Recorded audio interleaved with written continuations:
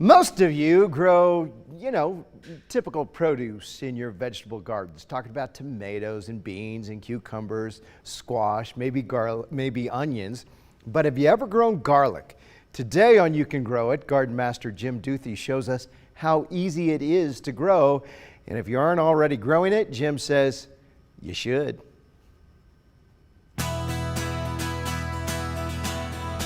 I've been growing gardens for many years, but last summer was the first time I had ever grown a crop of garlic. And I have to say, it's one of the easiest things I've ever grown.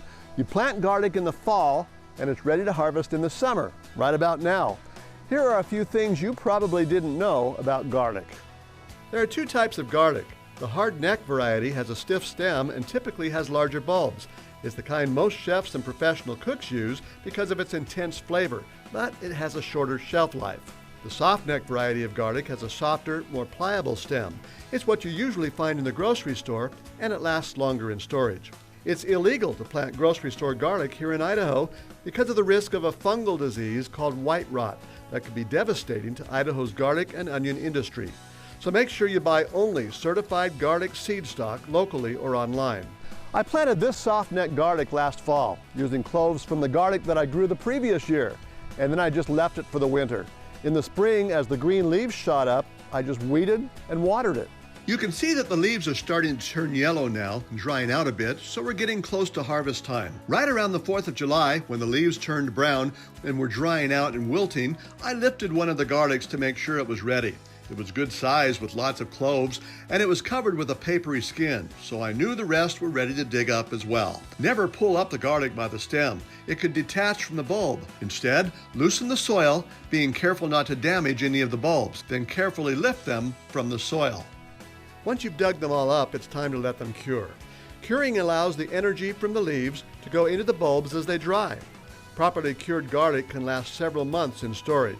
Gently clean off some of the dirt, keeping the bulbs dry, and be careful not to bruise or damage the bulbs. Some gardeners like to braid the leaves together into a garlic string to hang while it cures, but if you don't have very much, you can spread them out where there's good air circulation and they're protected from the sun and moisture. I'm going to tie my garlic together in small clusters to hang up to dry. Take 4 to 8 of the garlic plants and carefully tie the stems together with some twine, leaving a little extra to hang it up with. Put them in a shaded, dry, well-ventilated shed or a garage for about 2 to 4 weeks. The outer covering of the bulbs will dry out, making a protective cover for the soft cloves inside. Once the papery skins are dry, you can trim off the roots and the stalks. After they've dried, you can bring them inside. And if you have some, mesh bags will allow good air circulation. When October arrived, it was time to plant more garlic. I had saved 2 of the biggest and best bulbs for my summer harvest, and I carefully separated the cloves. Then I planted each clove in a hole about 3 inches deep, root side down, about 6 inches apart, and carefully covered them back over with loose soil, followed by a little layer of mulch and dead leaves. Once I harvest this year's crop of garlic, I'll save a couple of the best bulbs to plant again in the fall, so I can look forward to another great crop of garlic next summer. If you haven't grown garlic before, give it a try.